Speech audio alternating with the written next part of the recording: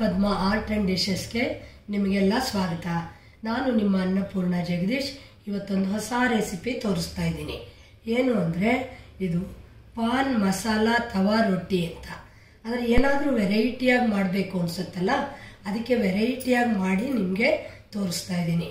ಸಾಧಾರಣ ರೊಟ್ಟಿಗೆ ವಿಳೆದೆಲೆ ಯಾರೂ ಬಳಸಲ್ಲ, ಆದರೆ ಒಂದು ಸತಿ ನೀವು ಮಾಡಿ ನೋಡಿ ಮತ್ತೆ ಮಾಡ್ತೀರಾ. ಇದಕ್ಕೆ ನಾನು ಕ್ಯಾಬೇಜ್ ಸ್ವಲ್ಪ ಹೆಚ್ಕೊಂಡಿದ್ದೀನಿ, ಮತ್ತು ದಪ್ಪ ಮೆಣಸಿನ್ಕಾಯಿ ಇರ್ತಲ್ಲ, ಸಿಮ್ಲಾ ಮಿರ್ಚ್ ಅದು ಸ್ವಲ್ಪ, ಕ್ಯಾರೆಟು, ಈರುಳ್ಳಿ, ಆಲೂಗಡ್ಡೆ ಒಂದು ಬೇಯಿಸ್ಕೊಂಡಿದ್ದೀನಿ. ಇದು ಬೆಳ್ಳುಳ್ಳಿ, ಒಂಚೂರು ಹಸಿಮೆಣಸಿನ್ಕಾಯಿ, ಕರಿಬೇವು, ಮತ್ತು ಒಂದು ಬೌಲಲ್ಲಿ ನಾನು ಚಿರೋಟಿ ರವೆ, ಅಕ್ಕಿ ಹಿಟ್ಟು ಮತ್ತು ಅವಲಕ್ಕಿ, ಉಪ್ಪು, ಇಷ್ಟು ಸಾಮಗ್ರಿ ಇದಕ್ಕೆ ತೊಗೊಂಡಿದ್ದೀನಿ. ನಾನು ಅವಲಕ್ಕಿ ನೆನೆಸ್ಬೇಕು, ಅದಕ್ಕೋಸ್ಕರ ಮೊದಲೇ ಆ ಒಂದು ಬೌಲ್ ಅವಲಕ್ಕಿನ ನಾನು ನೆನೆಸಿಟ್ಕೊಂಡ್ಬಿಟ್ಟಿದ್ದೀನಿ ನೋಡಿ. ಇದನ್ನು ಯಾಕೆಂದರೆ ಅವಲಕ್ಕಿ ನೆಂದರೆ ಚೆನ್ನಾಗಿರುತ್ತೆ, ಅದಕ್ಕೋಸ್ಕರ. ಇದು ತುಂಬ ಕ್ರಿಸ್ಪಿಯಾಗಿ ತುಂಬ ಚೆನ್ನಾಗಾಗುತ್ತೆ ನೋಡಿ. ಇದಕ್ಕೆ ನಾನು ಏನಿಲ್ಲ, ಎಲ್ಲ ಇಂಗ್ರೀಡಿಯೆಂಟ್ಸ್ ನೀವೇನೇನು ಇಟ್ಕೊಂಡಿದ್ದೀರಾ, ಯಾವುದಾದ್ರೂ ಒಂದಿಲ್ಲ ಅಂದರೆ ನೀವು ಸ್ಕಿಪ್ ಮಾಡ್ಬೋದು, ತರಕಾರಿ ಎಲ್ಲ ನೋಡಿ. ಇದಕ್ಕೆ ನಾನು ಅಕ್ಕಿ ಹಿಟ್ಟು ಮತ್ತು ಈ ಚಿರೋಟಿ ರವೆ, ಉಪ್ಪು, ಮತ್ತು ಇದೆಲ್ಲ ಇತ್ತಲ್ಲ, ಬೆಳ್ಳುಳ್ಳಿ, ಹಸಿಮೆಣಸಿನ್ಕಾಯಿ ನಿಮಗೆ ಎಷ್ಟು ಬೇಕೋ ಅಷ್ಟು ಹಾಕ್ಕೊಳ್ಳಿ, ಈರುಳ್ಳಿ ಮತ್ತು ಕ್ಯಾರೆಟ್ ತುರಿದಿರೋದು, ಮತ್ತು ದಪ್ಪ ಮೆಣಸಿನ್ಕಾಯಿ ಸಣ್ಣಗೆ ಹೆಚ್ಕೊಂಡಿದ್ದೀನಿ, ಕರಿಬೇವಿನ ಸೊಪ್ಪು, ಮತ್ತು ಇದು ಕ್ಯಾಬೇಜು ಸಣ್ಣಗೆ ಹೆಚ್ಕೊಂಡಿರೋದು. ಮತ್ತು ಇದನ್ನು ನೀವು ಚೆನ್ನಾಗಿ ಸ್ಮ್ಯಾಶ್ ಮಾಡಿಬಿಟ್ಟು ಹಾಕ್ಕೊಂಬಿಡಿ ಇದಕ್ಕೆ. ಈಗ ಇದೆಲ್ಲ ಇಂಗ್ರೀಡಿಯೆಂಟ್ಸು ಆಗಿದೆ. ಇದಕ್ಕೊಂದು ಸ್ವಲ್ಪ ಜೀರಿಗೆ ಹಾಕ್ಕೊಂಡ್ಬಿಟ್ಟು ನಾನು ಕಲಿಸ್ಕೊಳ್ತಾ ಇದ್ದೀನಿ. ಚೆನ್ನಾಗಿ ನಿಧಾನವಾಗಿ ಕಲಸಿ, ಅದರಿಂದ ನಿಮ್ಮ ರೊಟ್ಟಿ ತುಂಬ ಚೆನ್ನಾಗಾಗುತ್ತೆ. ವಿಳೆದೆಲೆ ಮನೇಲಿ ಇರುತ್ತಲ್ಲ, ಆವಾಗ ಇದನ್ನು ನೀವು ಟ್ರೈ ಮಾಡ್ಬೋದು ನೋಡಿ. ಇದು ನಿಧಾನವಾಗಿ ನಾನು ಕಲಿಸ್ತಾ ಇದ್ದೀನಿ. ಈ ಥರ ಮೆತ್ತಿಗೆ ಆಗೋ ಹಾಗೆ ಈಗ ಕಲಿಸ್ಕೊಂಡು ಅದನ್ನು ಎಷ್ಟು ಬೇಕೋ ಅಷ್ಟು ನೀರು ಹಾಕ್ಕೊಂಡು ಈ ಥರ ಉಂಡೆಗಳನ್ನು ಮಾಡ್ಕೊಳ್ಳಿ. ನೀವು ಎಷ್ಟು ಎಲೆ ಮಾಡಬೇಕು ಅಂತಿರ್ತೀರಲ್ಲ ಅಷ್ಟನ್ನು ಈ ಥರ ಮಾಡಿಕೊಂಡು ಎಲೆಗೆ ಒಂದು ಸ್ವಲ್ಪ ಹೀಗೆ ಎಣ್ಣೆ ಸವರಿ. ಇದು ಎಲೆ ಸಮೇತನೇ ತಿನ್ಬೋದು, ಅದರಿಂದ ಏನಾಗುತ್ತೆ, ವಿಳೆದೆಲೆ ಯಾರೂ ತಿನ್ನಲ್ಲ.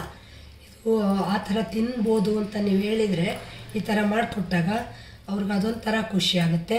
ಮತ್ತು ಈ ಎಲೆದು ಇರುತ್ತಲ್ಲ ಘಮ ಘಮ ಅಂತ ವಿಳೆದೆಲೆದು, ಅದು ಇದರೊಳಗೆ ಬಂದಿರೋದ್ರಿಂದ ತುಂಬ ಚೆನ್ನಾಗಿರುತ್ತೆ ಇದು ಟೇಸ್ಟು. ಮತ್ತು ಅವಲಕ್ಕಿ ಎಲ್ಲ ಬಳಸಿದ್ದೀವಲ್ವ, ಅದರಿಂದ ಗರ್ಗರಿಯಾಗೂ ಆಗುತ್ತೆ ಇದು ನೋಡಿ. ಹೀಗೆ ನಿಧಾನವಾಗಿ ಫುಲ್ ಎಲೆ ಎಷ್ಟಿದೆಯೋ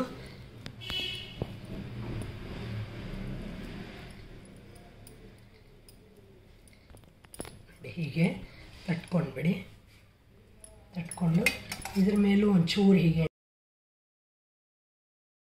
ಈ ಥರ ವಿಳೆದೆಲೆಗೆ ನಾನು ಆವಾಗಲೇ ಕಲಸಿದ್ನಲ್ಲ ಆ ಹಿಟ್ಟನ್ನು ರೆಡಿ ಮಾಡಿ ಇಟ್ಕೊಂಡಿದ್ದೀನಿ. ಹೆಂಚನ್ನು ಕಾಯಕ್ಕಿಟ್ಬಿಟ್ಟು ಅದು ಕಾದಿದೆ ಅಂದಾಗ ಆ ಹೆಂಚಿನ ಮೇಲೆ ಇದನ್ನು ಎಲೆ ಸಮೇತ ಹಾಕ್ತೀನಿ.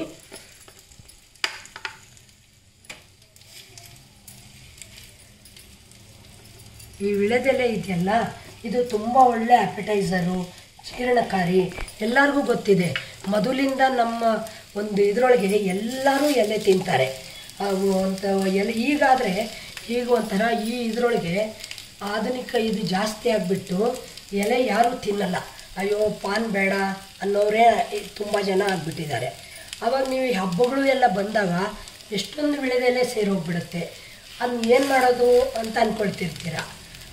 ರೊಟ್ಟಿ ಅನ್ನೋದು ನಮ್ಮಲ್ಲಿ ಒಂದು ಕಾಮನ್ ತಿಂಡಿ, ಬ್ರೇಕ್ಫಾಸ್ಟು. ಎಲ್ಲರೂ ಯಾವುದೋ ಒಂದು ವಿಧದಲ್ಲಿ ಒಂದು ರೊಟ್ಟಿ ಅಂತ ಮಾಡ್ತಾರೆ.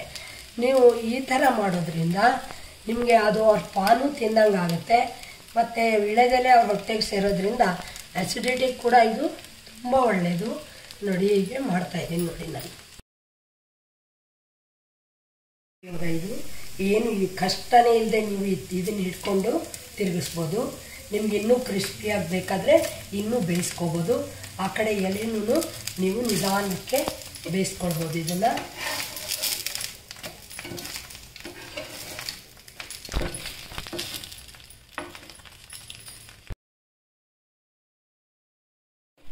ನೋಡಿ. ಇದು ವಿಳೆದೆಲೆನೂ ಹಿಂದ್ಗಡೆ ಬೇಯ್ತಾ ಇರೋದ್ರಿಂದ ವಿಳೆದೆಲೆ ಸ್ಮೆಲ್ಲು ಘಮ ಘಮ ಅಂತ ಬರ್ತಾ ಇದೆ.